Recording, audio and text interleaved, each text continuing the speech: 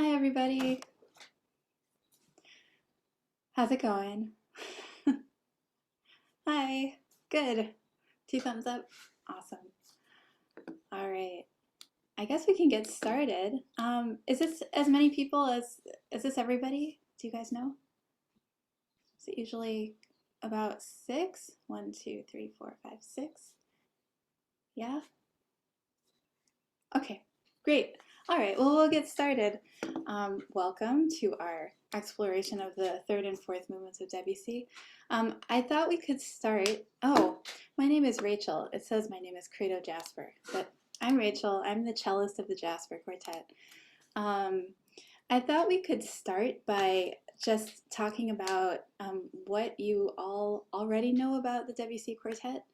I think you've had one session on it already. So what do you know? Well, give me some facts about this piece. When was it written? What do you know about Debussy? Any facts like that? I think that would just be good to start off with. Any volunteers? Anyone know what year was the Debussy Quartet written?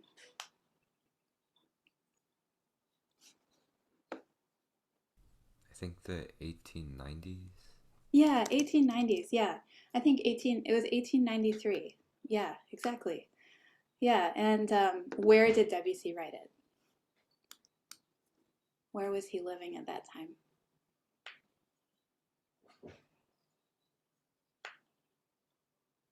Anybody know? I'll give you three guesses. Okay, put one finger up for New York, two fingers for Tokyo, three fingers for Paris, and four fingers for Vienna.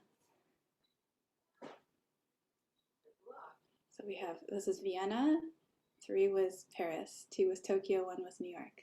Three. I see a lot of threes and a four. So yes, Paris. He was living in Paris. He was a student at the time. Yeah, and he had Debussy was very interested in setting, kind of like inventing a very French sound for classical music and kind of turning away from always emulating German music, right? He wanted to create a very French new sound. And kind of ironically, he drew from lots of music all over the world to create that sound. Um, so we'll get into a little more of that. But I'd just like to go around. We're going to do one little exercise. I'd like everybody to just think for a second about a piece that you really love, or a kind of key that you love. So either a piece that you like because of the key that it's in, like C major or a different key, um, or just a tonal area, just some sort of scale. So let's just think about that for a second. And then I'd like to just go around and talk about each person, just say a piece and why you like that key or that tonal center, anything like that. Okay, so let's just take 2 minutes to think about that. And when you're ready, just, give me a thumbs up.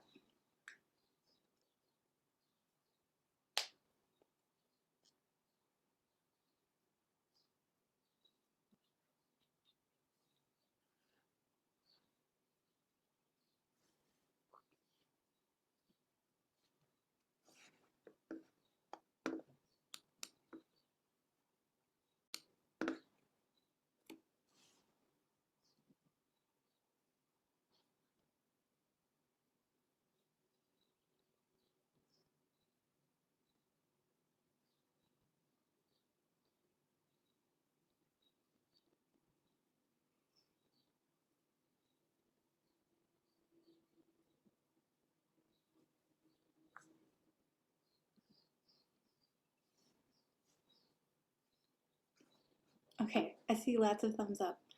So let's use this as a way of introducing ourselves, at least to me. I'm sure you all know each other already, but let's start with Marie. And could you just say your name, Marie, and your piece, and maybe where you're from? Go ahead. Yep, I'm obviously Marie Graham. I play the violin. I'm in Woolwich, Pennsylvania right now. And I like a ton of different pieces for their keys. I think it's really neat how you can create all these moods with like keys and tonal places. I really like my piece in particular was the Izai Violin Sonata in A minor because he's able to take particularly the second movement, and he's able to draw everything down to this one point and create this focus in that tonal place at one point and then just create all these moods from it. So I think that's pretty cool. Yeah, that's awesome. Yeah. In general, what mood do you feel like A minor has? Does it have a general feeling, or it just kind of explores lots of different places? Yeah, I feel like it's capable of exploring a lot of different places, but I particularly like there's a nimbleness with the key, but it has a lot of darkness to it, but it can move in any direction that the composer wants it to. Hmm. Cool. Yeah, definitely. Great. Thank you. Elizabeth, would you like to go next? There's two. Oh, there's two. Oh wait, sorry, you're muted now. Wait. Yes. Go ahead. You can go ahead. Okay. Elizabeth Feng. Yeah. Sure. Yeah, I'm Elizabeth. I'm from Long Island, New York, and I've been playing the violin. And I chose Tchaikovsky, the Violin Concerto. It's in D major, and yeah, it's very well. Major is usually associated with like bright, so yeah, definitely Tchaikovsky's concerto has very bright and sweet and emotional um, Hmm. characters, which I really enjoy. Yeah, I totally agree. Yeah, it's kind of exuberant also, and very open on our instruments, right? D major. Yeah, great. All right. How about Elizabeth Scott? So I'm Elizabeth Scott. I'm a violinist, and then I'm based out of Ellensburg, Washington right now. And I had a lot of different pieces that I was thinking of, but the two main ones are the Wieniawski Concerto, number two, in D minor. And I worked on that one for a bit of time in high school, and I just love how kind of angsty it can feel at places, but also like a little bit mournful and like um, regretful, maybe. Yeah. Definitely. Cool. Thank you. Yeah.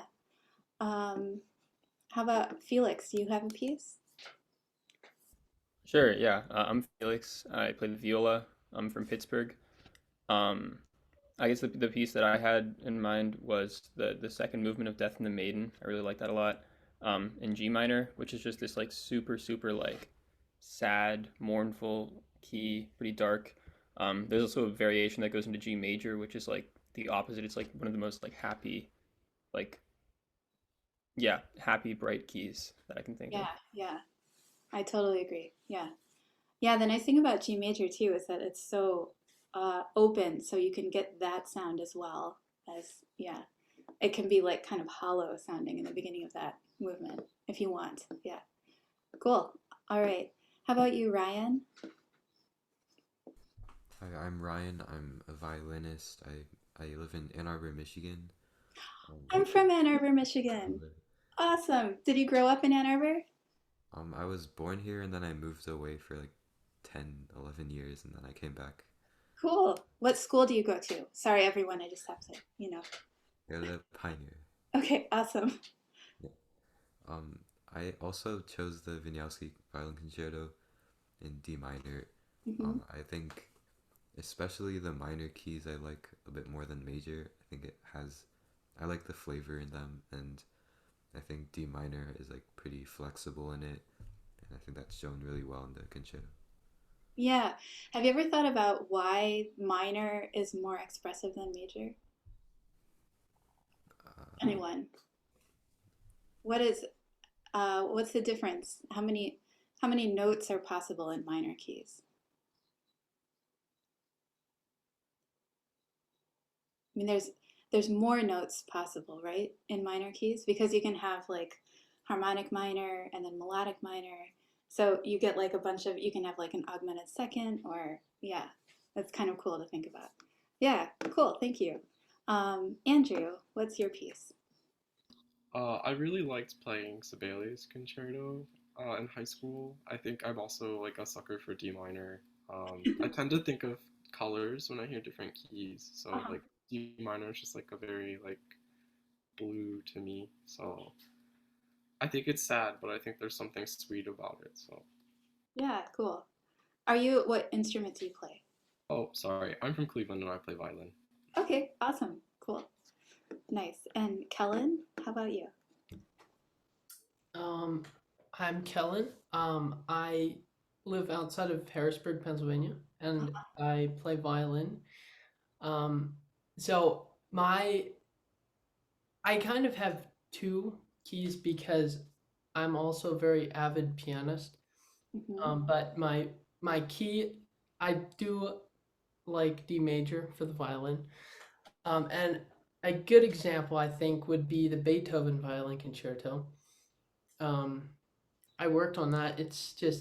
I think it's probably the most beautiful concerto I've ever played.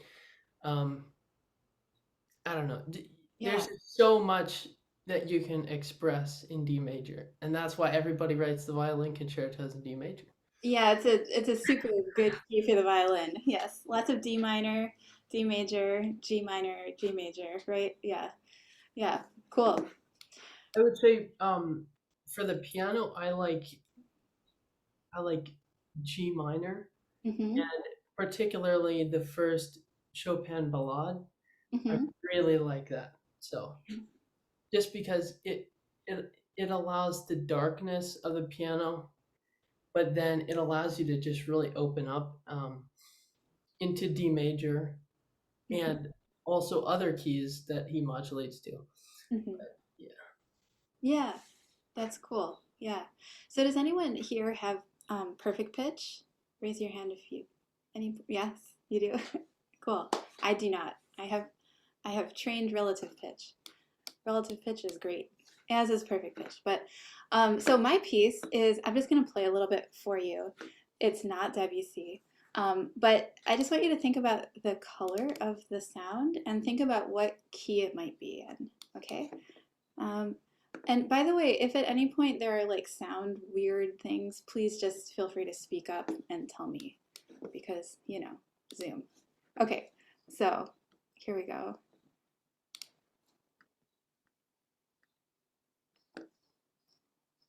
Let me make sure. Oh, no, sorry. Sorry, you'd think I'd never used this before. Okay, there we go. Here we go. Here's the piece.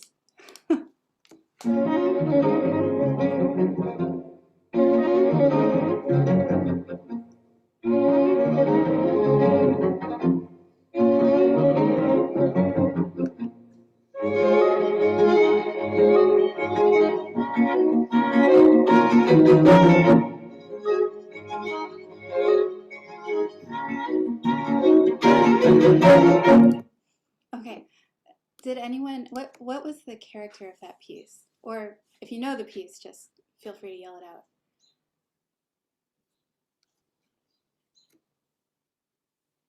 So either you can tell me the character or who you thought wrote it or what key it is in. Any guesses? Is it B flat minor? Yes, it is B flat minor. Yeah, yeah, that's right. What kind of character does that music have? Do you want to hear it one more time to think about it? Okay.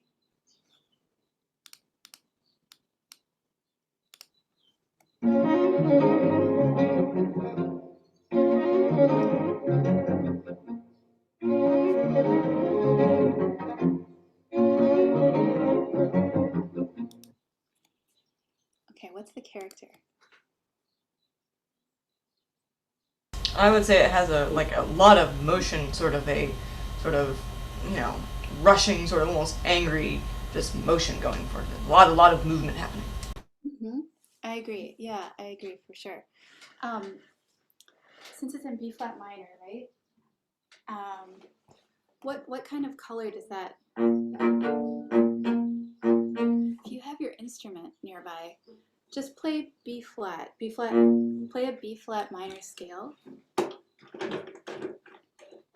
And let's just feel what that feels like on our instrument. Now, what's the key signature of B flat minor? How many flats are in B flat minor? You can just show me fingers if you want. 5, yes, 5 flats.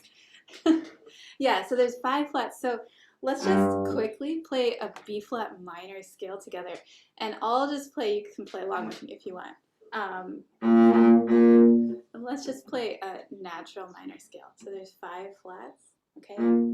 Okay, so let's play like 1, 2, 1, okay?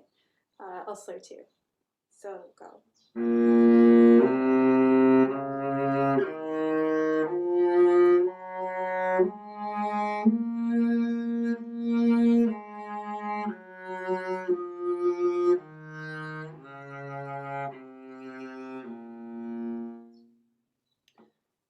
So how many open strings are there in B flat minor if you play a natural minor scale? So there's a D flat, so there's no open D, right? Not an open G. Open A? No. Open E's? No, right? Yeah. So what does that make us feel like?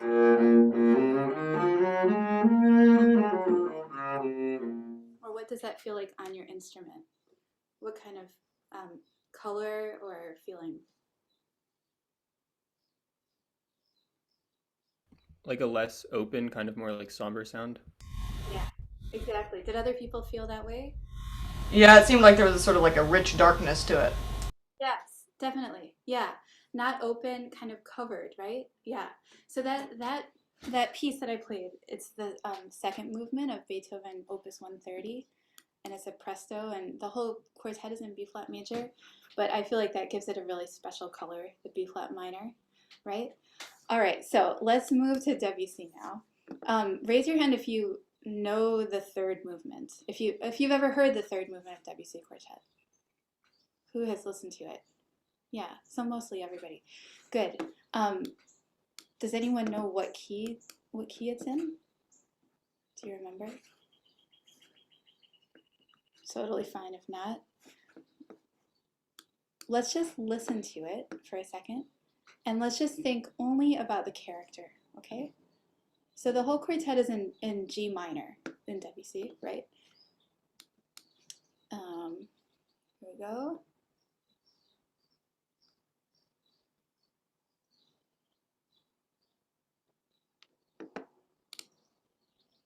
Not that one.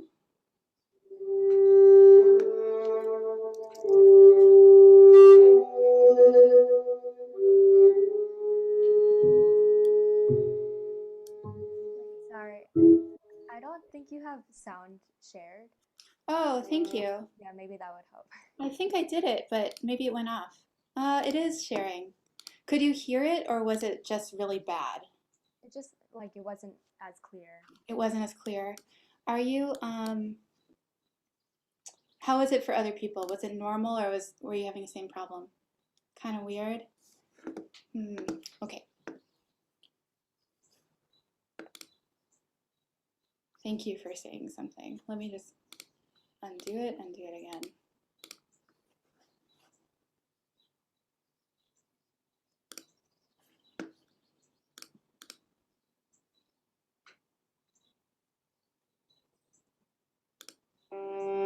Is this better or not?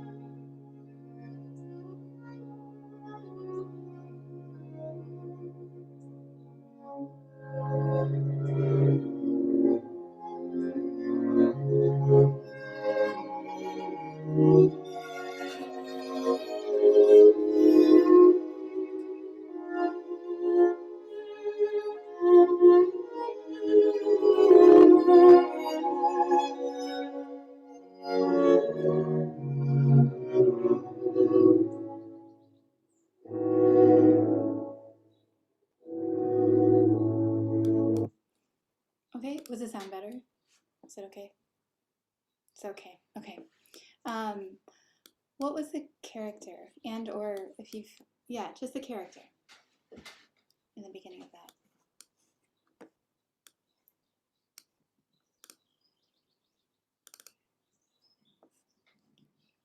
Feel free. It seems like kind of like infinitely lonely or something, just really introverted and depressed. Mm-hmm. Sure. Yeah. How did the key um, how how did it feel on the instruments? Did it feel open or closed, or did it feel like close together or deep or high? You know, yeah. These are all different ways of talking about the sound. Um, where is it? I'm going to share the score. Um, and we're just going to figure it out.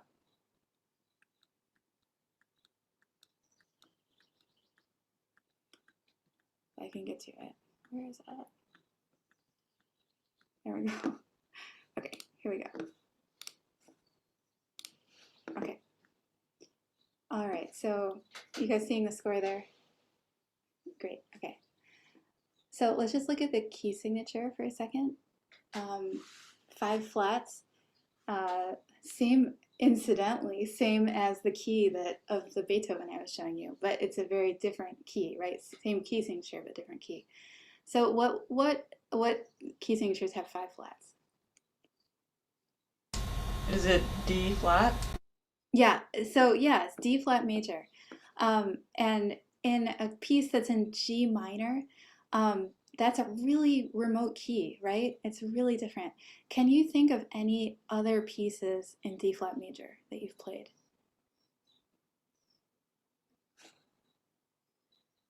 I think I, the Largo from New World Symphony slips into D flat. oh, Dvorak.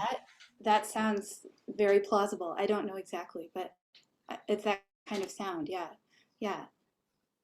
Cool. Yeah, there's another very famous piece that Debussy definitely would have known, which sounds like this. See if you can tell who, have a guess who wrote this piece.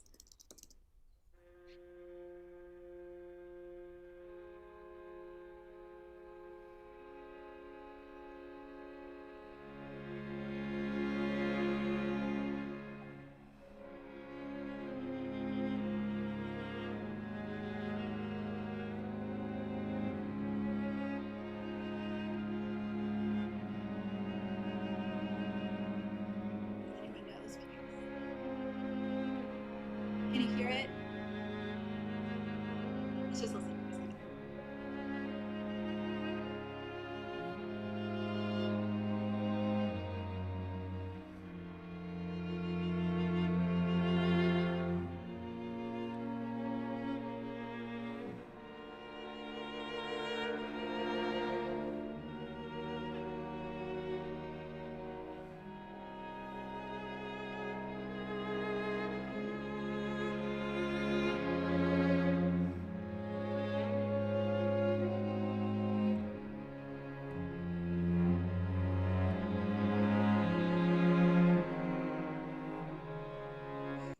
Okay, so anyone know that piece or heard of it? Okay, that is the third movement of Beethoven Opus 135. It's a slow movement and it's also in D flat major. It's like quite sublime and kind of like it's really remarkable for being in D flat major, basically. Like you get that really deep sound, right? And especially looking at this Debussy, um, let's look at the cello part here. You can see my mouse, right? If I'm, yeah. Okay. So we have the same low D flat, right? And I know I'm the only cellist here, right? But this note, it's like as low as we can go without sounding really open, right? So instead of that's quite open and has a lot of ring, right? But we can kind of shape the D flat, and It's very deep sounding. So let's do, now since everybody has their instruments, let's just play a D flat major scale together, and then we can put our instruments down. But let's actually play like 2 octaves, a whole 2 octaves, and let's just kind of feel what it makes your instrument sound like. So let's do it kind of slowly. We'll just do one note to a bow. Okay, so like in half notes. So 1, 2, 3, 4.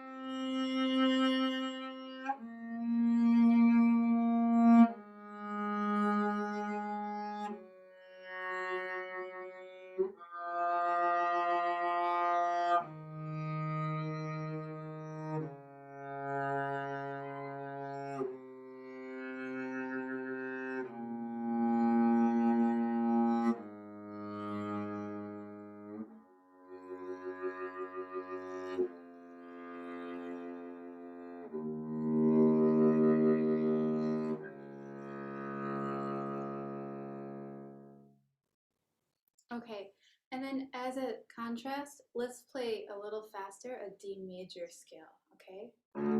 Let's just go in quarter notes, same tempo. 3, 4.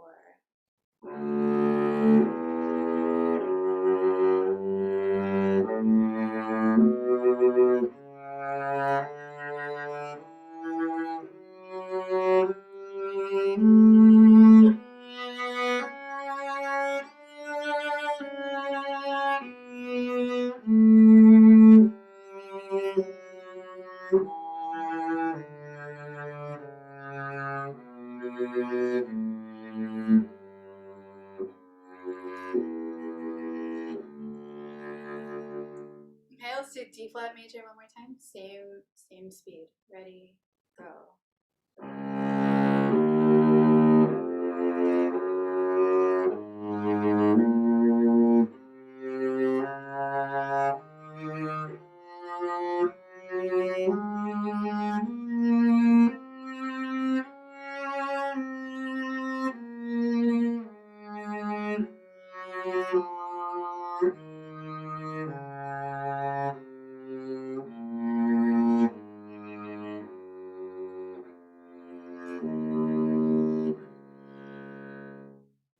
Cool. All right, we can put our instruments down. How did those two feel different? Any big differences? I'll stop this for a second. It felt different, right? We'll leave it at that. Yeah, feels different. Okay, so let's just look at the score for a second. Another really cool thing, right, we're going to talk about is kind of texture and how you would rehearse this. So let's just look again, sort of the key is very interesting, right? What is this chord in the cello? Can anybody tell me? What key, what is that? What are those notes? How would we figure that out?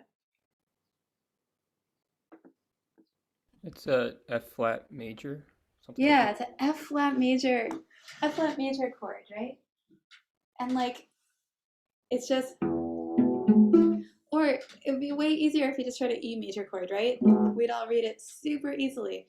But that F flat major, it just adds somehow like some depth or just like kind of a different feeling about it, to me at least. Yeah, so let's just do a little bit of looking through the score. As you see, if you were going to rehearse this, learn this piece, right? What are some things that you would look at? What do you see that that would be important? about the tempo, right? We have slowly, and the pulse is in eighth notes, so we want to feel it in a kind of contemplative way, right? We have mutes. So all of this is adding up to a very like kind of special sound, right? Why don't we listen? Was the sound okay? It was okay. Okay. Let's just listen to the first part of the third movement. And I just want you to follow along and especially try to follow where the melody is and if there's any interesting textures happening. Okay? Here we go. Not that one, sorry.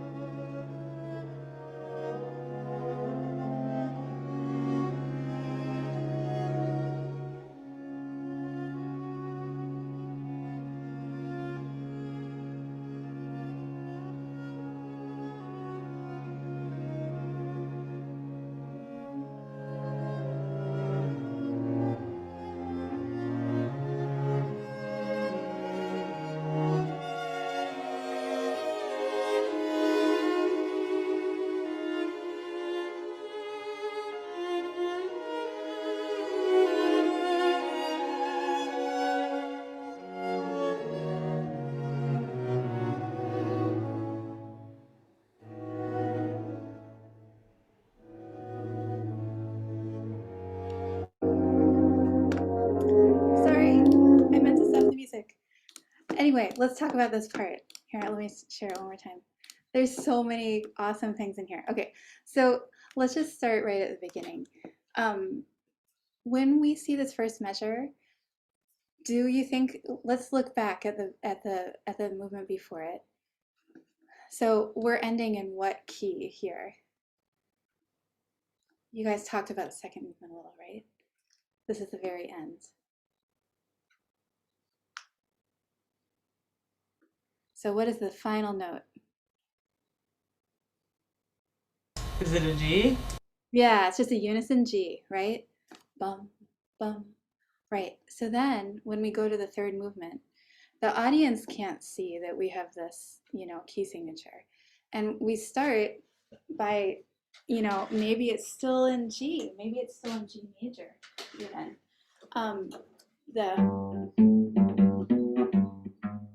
But that A flat is so important, right? Because that's where we're like, maybe we're shifting somewhere else. Another thing that, like when you're learning this piece, is kind of figuring out how to do the swells in a way that is meaningful, right? So whenever we see a marking, like if it's a forzando or a swell or a dynamic, we always want to figure out why. Why is it there? So why do you think, what are some reasons that there could be for these swells? Or also then when it goes to the first violin, they're tenutos, right? What do you think? Is it leading to or like emphasizing the note that he wants us to pay attention to? Yeah, I think so, right? Yeah, because so this first measure, it's like a fragment of what turns into the theme, right? And if you notice with the theme, it's a lot of times, this is sort of cool. If you look at like really famous themes or how composers construct themes, they use a lot of scales, right? There's a reason we play a lot of scales. It's because then once you get to this melody, you can just play it and you don't have to think about scales. But this melody is also kind of based on a scale, right? Da da da da. I'm not singing the right notes, but is basically being outlined, right? So this is just the very beginning of it. So I think you're exactly right that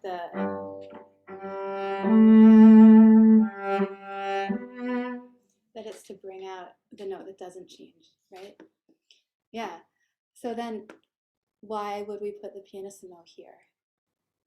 Right on the A flat. I mean, I kind of alluded to it, but So it's why wouldn't we just have a cello. diminuendo to a pianissimo? Well, I was just thinking like it would bring the cello part out, but I wasn't thinking That's about the previous yeah, movement. that could be part of it. Yeah, what else could it be? What other harmonically is there a reason for it? The A flat is the fifth, so I feel like it's drawing out the dominant before, like it's gonna resolve into that D flat later. So it's kind of Mhm. just foreshadowing that. Yeah, I think those are both really good reasons. And also it's not expected that we go to an A flat, right? So it kind of creates like a magical color. Like yeah, we could all try that later. So we want to hang on to the other color up until here, right? So it creates some kind of like questioning or uplifting or something. That's a decision you would make in your group. Yeah. So even in the first measure, there's like lots and lots of things. Um, let's see. Did anyone else notice any markings that they were curious about?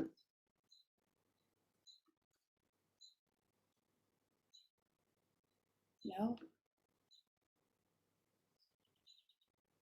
Okay. There's this staccato markings in the first violin part in the second measure on the second stave.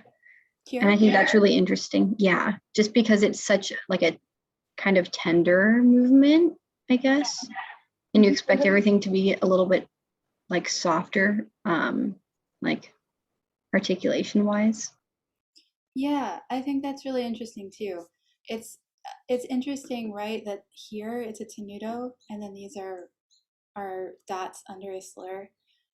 So I think one way to interpret that would be that the tenuto is more of like a leaning on it, right? With and then the dots under the slur are more like spoken tenderly, sort of what you're saying. Yeah, not too short, but the yeah, yeah, for sure. So there's lots of instructions in here.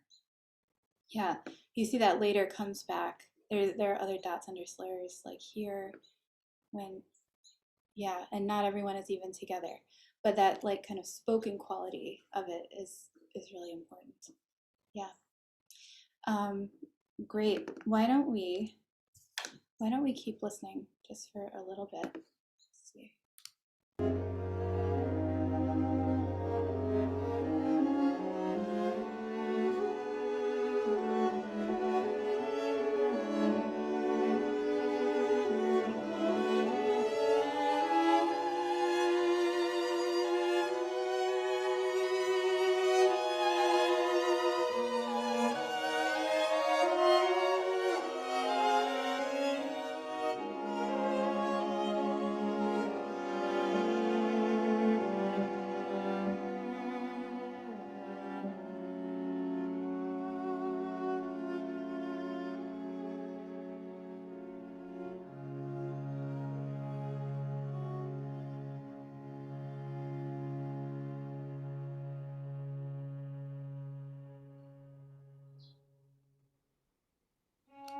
So I just want to point out in these last bars here after the forte, let's just hear them one more time. And the shifts in color are so amazing, and it all has to do with the harmony, right?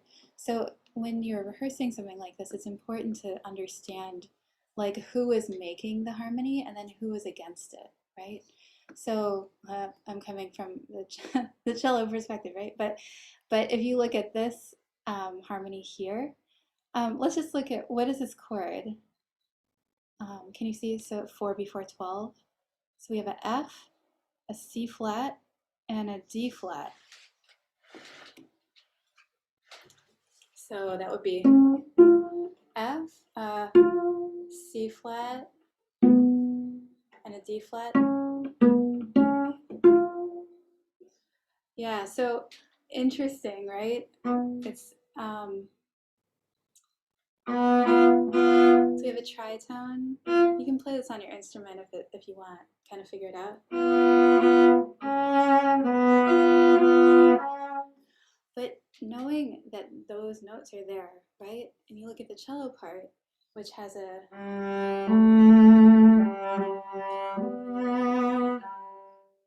would you say that those notes are generally consonant, thumbs up, or dissonant with the chord, thumbs down for dissonant? Except it's not a value judgment on dissonant. Yeah, dissonant, right? Yeah, like wonderfully dissonant. Yeah, so when we want to hear, when I'm playing, I want to hear, or even that. Yeah, so I want to be hearing kind of like the grip against the other notes. And then when we finally go to this chord here, what do we have? We have a G flat, B flat, D flat.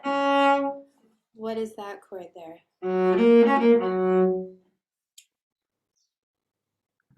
G flat major. G flat major. Yeah, so we resolved to G flat major here, right after this kind of dissonant chord that's open and has a tritone. And then, of course, to D flat major. Finally, we resolved to D flat major. Let's just hear that little part again and see if you can hear all the shifts in color.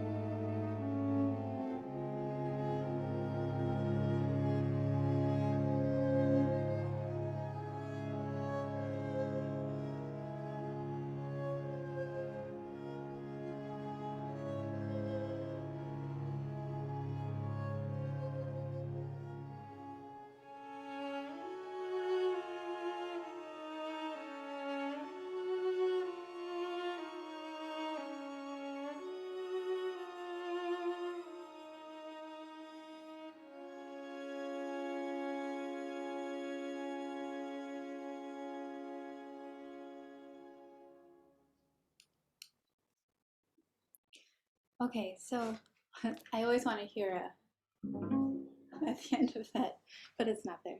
Um, so another thing when you're rehearsing in your quartets, right, learning this piece, the texture is so amazing and how it changes everywhere.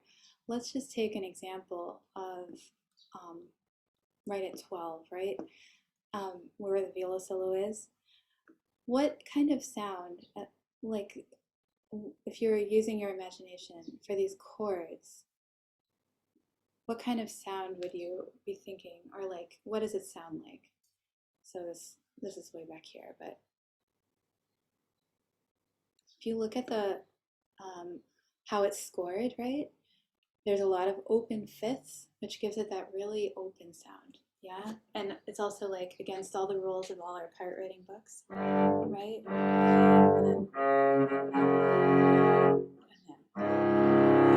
Right? It gives it kind of this like kind of majestic, almost like an organ or something, like that kind of feeling. So this is a place where what obviously it's one person plus three people are one voice, right? Then when we get to there's a violin duet, so then we have two equal voices, three equal voices. Well, and then it goes to viola solo, and we have the two voices plus the viola solo. So that's something sometimes we think about in terms of balancing, because that's a huge job of being in a quartet is knowing when you play soloistically and when you balance, when you make one voice with multiple people. So are there any questions about this movement? I think we should move on to the last movement. But any final thoughts about this one? Keep listening to it, it's amazing. Yeah. Okay. So does anyone know about one of the big influences of Debussy was that he went to the World Fair. Do you guys know about this? Yeah. So what do you know about the ensemble that he heard there that was so influential? Anybody know about that? It's mostly has to do with the second movement, with the pizzicato and the scales in it, but it also has to do with this one. So he heard the Javanese gamelan ensemble. Has anyone played in a gamelan ensemble or know what it is? Would you like to see one or hear one? Great. I will show you one. Well, actually, let's just listen to it. So this is a Javanese gamelan. It's like a percussion orchestra, basically.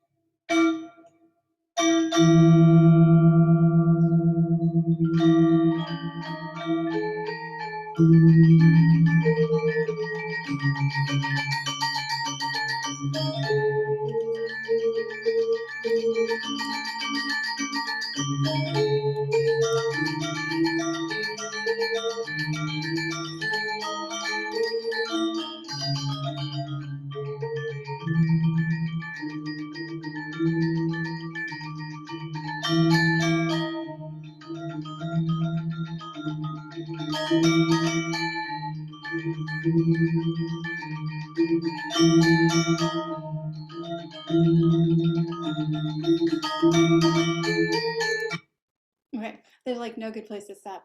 But what is the? How would you describe like the tonality or the sound of a gamelan. This is a Javanese gamelan. There are other kinds, but this is the kind that he heard. It seems like really expansive in a ringing way, but also blocky. But it's also able to be really nimble. Like I didn't expect the very rhythmic thing that just happened there. I didn't expect it, but it's really cool. Yeah, definitely. Yeah. Any other thoughts? Is it the same tonality as like German Western music? No, right? Yeah. And how is it different? It's really cool. I mean, how is it different from like Bach?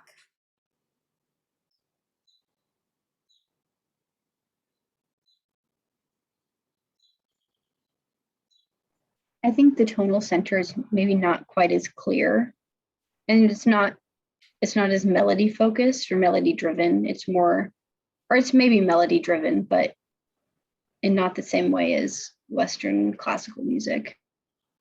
Yeah, I think it's really uh, like there are lots of different scales, right, in the world, and we're really used to our like not our, but Western art music usually uses major and minor scales, but there's so many other tonalities, and I think the openness of the ringing of the gamelan was very um, inspirational to Debussy, and that's why there's a lot of modal writing in this quartet, and also like the openness of the fifths, right? I mean, there's other from personal experience. My mom played the bagpipes, and do you guys have any experience with the bagpipes? Yeah, they're not in the same scale at all. So you hear them, and if you're like a classically trained musician, it's like, whoa, that's not what I'm used to. The scale is it's not an even tempered scale, right? But it's also incredibly fine tuned and everything. It's just what our ears are used to. So yeah, it's sorry, I can go down a whole rabbit hole with that. Let's go back to Debussy. I think just understanding the opening our ears, inspirational sounds, like kind of going for it, right? So what we're thinking about. So let's listen to the first part of this fourth movement. I'm going to share my screen again. Before we listen, what do you notice about it? Is in a key signature, of course. It's not, yeah. So what is the key signature here?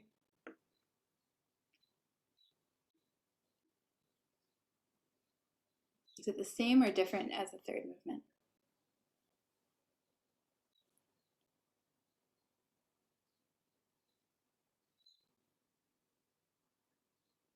It looks like the same. It's kind of unclear. If it were the same, it would be in D flat again. Yeah, I think it is the same. We end on this D flat major chord, right, at the end of the third movement. And then we jump right back in the same place. It's almost, you can almost play without pause, even though it doesn't say that. So we're still starting off in the same place, but we quickly, you can just see by all the accidentals, quickly go to somewhere different, right? And I want to point out this place that I was talking about, the organ sound, right? The viola solo back at 12, where we have the three instruments creating like a organ sound under a solo. That is alluded to again at the beginning of this fourth movement, where we have these big chords, and then we travel to new places, and then at 15 we travel to even farther places. So let's listen. We're going to listen from the first part of the fourth movement up to measure 31.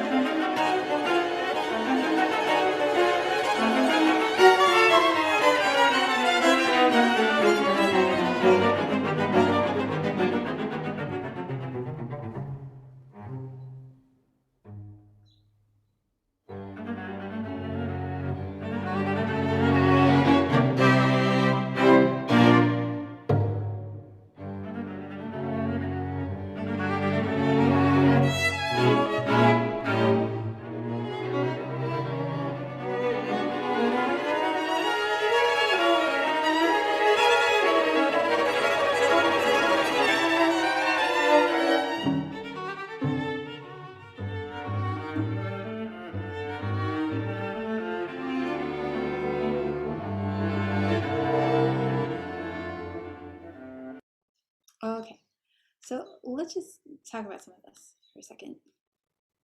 I'm going to stop this so I can write on, I'm going to show you a different version so I can write on it.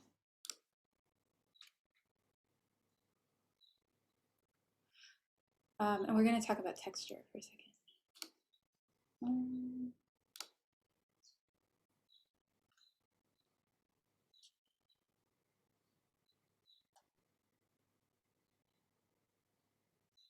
Oh, this isn't working. Oh, there it is. Yes, yes, great. Okay, can you see that now? Yeah, good, okay, great. This is a different edition. Okay, so let's just, is that clear or it looks a little blurry on my screen? Can you see it? It's okay? Okay. Okay, so let's just start at the beginning, right? If I were to, let's start at 31 actually. That was what we're gonna do. So if you're playing this piece, what would you want to look for first at 31? Who is the primary voice?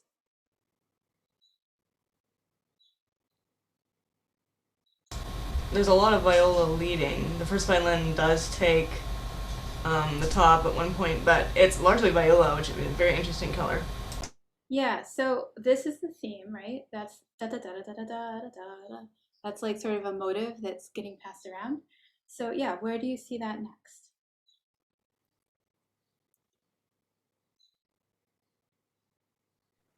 In the first violin and viola. Exactly. So then we have first violin and viola, right? Cool. So what are these other two voices doing at the same time?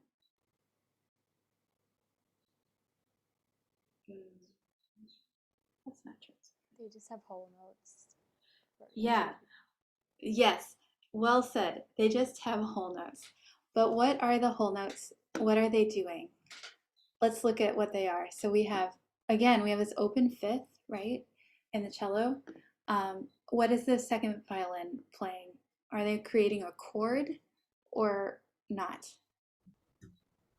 No, just the No. open fifths. That's right. So the second violin is playing the top note, right, of the cello. So that's creating kind of openness, right? And if you were to say which one is more dissonant, the first bar or the second bar, what do you think? Da da da da da da da da da da da da da da da da da da. It's actually not that clear. But this is a place. Yeah. Does anyone I have think just like based on the fifths, because it's not open strings, or like I know you probably wouldn't play the fifths open strings, but it's not that I don't know, it's more altered. Like the You mean like all the parts have more chromatic notes. right? Yeah, yeah. It's like just sliding down a half step and back and forth. Yeah. So you could either hear this as being resolved, right? Or as an appoggiatura too.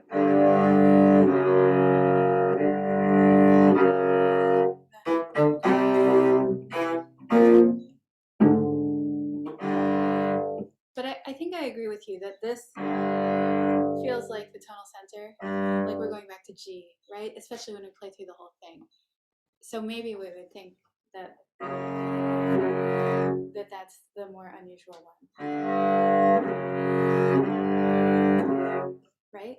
I mean, it's just something you figure out as you're playing. So then what happens in 32, 3, 4, 5, 35? Texturally.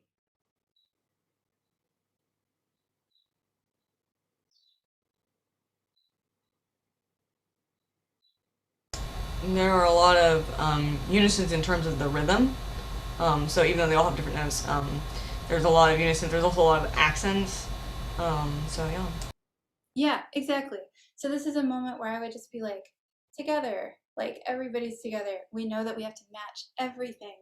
About what do you this is there are many answers, but who do you go with when you're playing totally together in a quartet? Well, I'll tell you, in my opinion, you go with the person with the slowest string, right?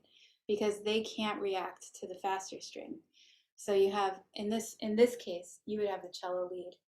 The cello lead the bum bum bum bum bum, right? And we would all mirror it and lead together. But ultimately, like, the cello is the captain of the boat that we're all on in that place. Yeah. Cool. Okay. Yeah. So that's like a very simple example of just how we would figure this out. I would also want to know for intonation what this chord is, right? Can anyone tell me what this chord is right here? Because that's going to ring a lot, and if it's out of tune, it's going to sound bad. What? Yeah, B flat major, right? Yeah. Yeah. And the other thing is, right, are there any open strings in this chord?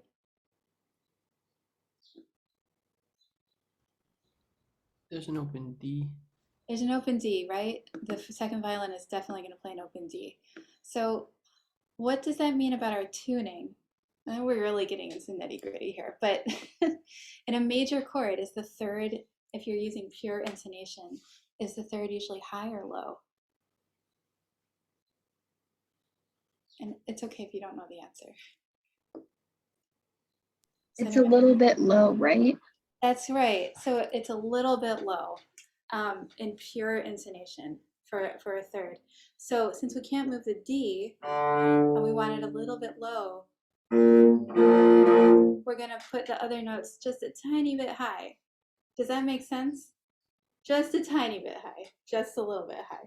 Yeah, so that it rings. You can find that on your instrument, actually. Like if I were to just play my B flat, my D, that's not quite in tune, right? If I just find it as a scale. But if I decide that it's B flat major and the D is going to be a little low, and I move the B flat up. You see how that is that ringing more via Zoom? It's ringing, yeah. So that's an example of you can get perfect intonation in a quartet. Okay, cool. All right. Let's see. All right, let's listen a little bit more. And I'm just gonna share this on here. Let's just go. There we go.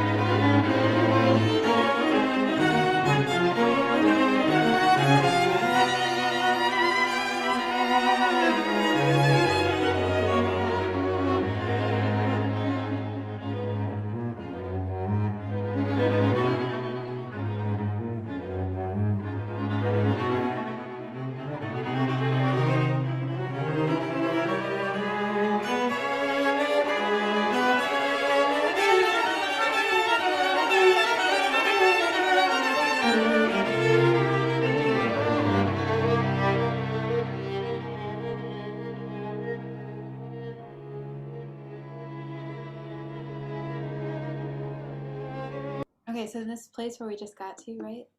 Do you remember what key, what is this alluding to? Have we heard it before? Is it the first movement? It's not the first movement. It is a different movement. Yeah. It's the same as the third movement, right? Except it's spelled differently. So it's like C sharp major instead of D flat major, right? Except the key signature is not quite right. Da, da, da. But in the bass and the sonority that we're holding, it's the same, right? Does that make sense? Yeah, let's go back and hear that again.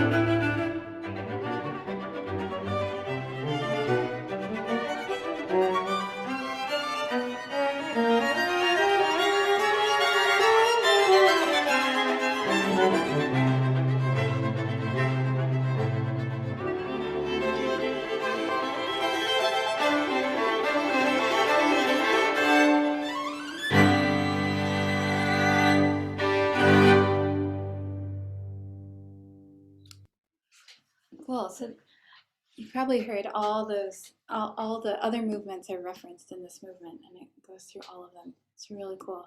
Um, yeah. Do you guys have any questions about approaching this piece or things you saw in the score?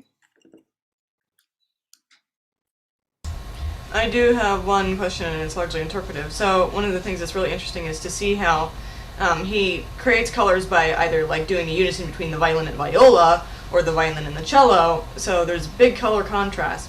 So how would it be negotiated that we would practice those? Like what would we be looking for in terms of combining? You'd obviously want a lot of unification, but you got to account for the differences. So how do people practice that? Yeah, that's a great question. So often in practice, you would have the lowest voice really leading the shape, but both voices have to totally agree on the shape. You mean like when people are playing exactly together, right? Like violin and viola. Yeah. So there are a few like chamber music things that you can do. One is playing things only left hand. Has anyone ever done that? Yeah, where you play the passage like incredibly musically, but only with your left hand. And you can kind of see like, is there a good place? Yeah, how our fingers can come down, right? And some people you'll see like really hard, right? And like if people are coming down with soft fingers, that's a really good way of unifying things. Another way is, just matching everything about the bow, making your arm the other person's arm. So we look at, sounding point, bow speed, everything like that. The other way of doing another really good thing to do is to sing and conduct. And there is a lot of this in this piece, especially like this fourth movement. For example, let's just look. Everybody think about how would you sing and conduct 15? What beat would you be feeling? So that's a place where people could have different ideas, right? So it's hard to see, but it's in 12/8. So what would your conducting pattern be?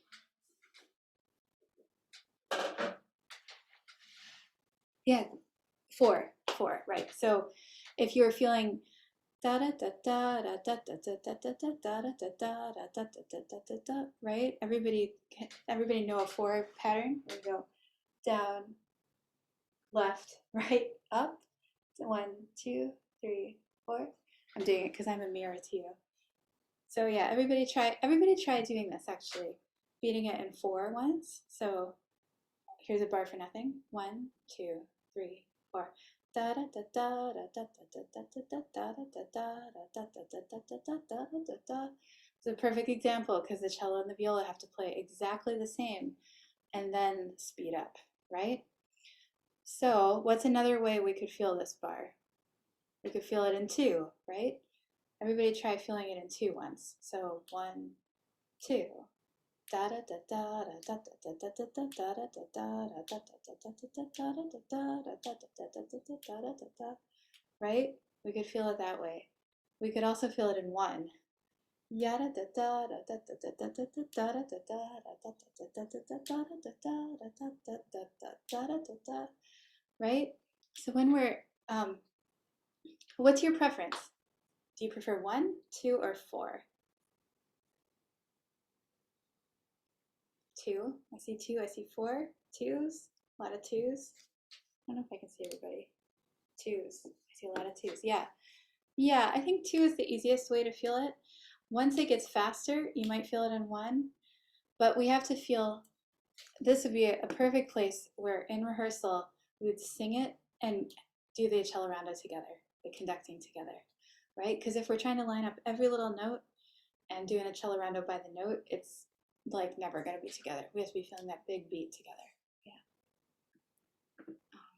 Yeah. Other questions about anything? This is like a really specific one. I think it's in a third movement with some of those like chords that have a lot of fifths. I've Yeah. heard that sometimes people like change the voicing for the instruments. Is that something that you guys do just to like make it easier to play? I don't know if that's Yeah. I th I don't think we do it in this particular piece. At least I don't do it. I'm trying to find a place where it's definitely not unheard of though, because yeah, especially with with the violins, I think sometimes they trade when it's, I'm not sure if they do it in this piece, to be honest.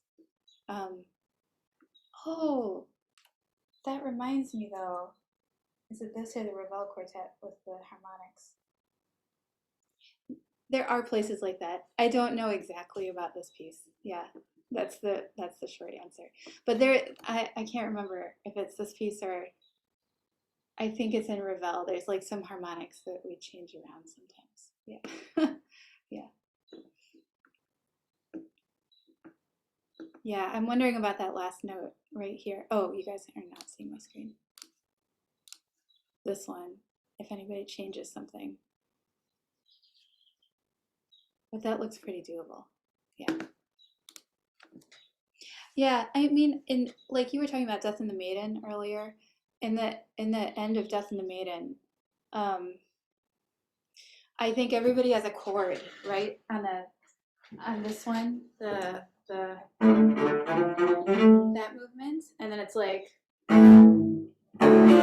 everybody has that chord at the end, and like it never sounds as big as you want it to sound. So this is like our little secret, but I think people just play two notes, maybe top top two, and then I play, and it sounds really big, much bigger than right. Yeah. So yeah, there are times when you can do that for sure. Yeah. Any other questions? Are you learning? Are you learning the whole pieces to play, or just movements? Just the first two movements of one? How is it working?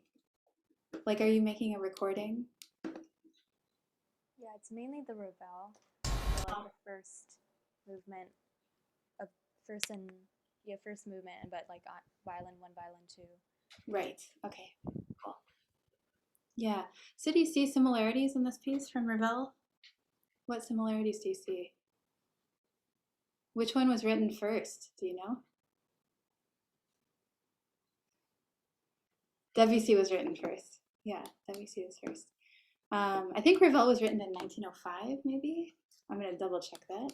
But Debussy is 1893. Oh, Kellen, you're a pianist, right? Anybody else a pianist? No?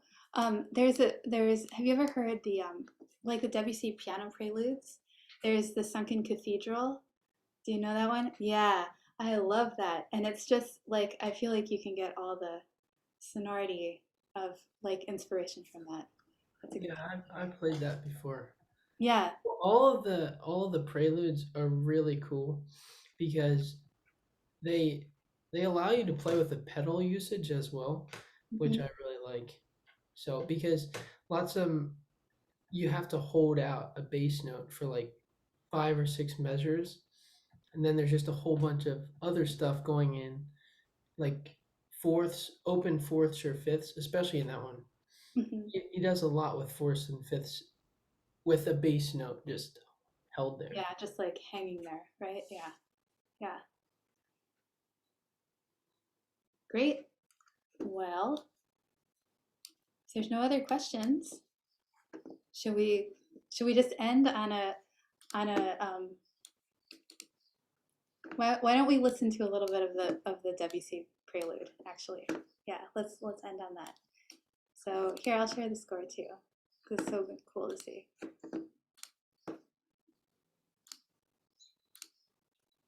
Okay.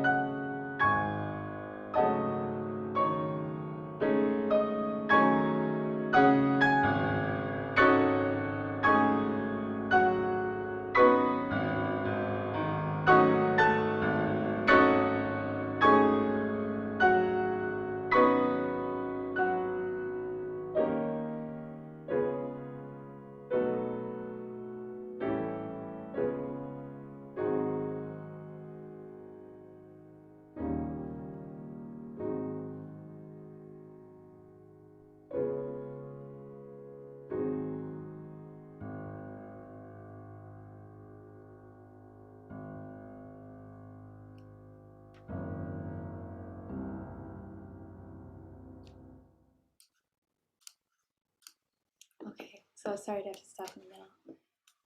Okay, so we're out of time, but if you have any questions about WC or anything for me or the quartet, please feel free to send us an email. It's just jasperquartet@gmail.com.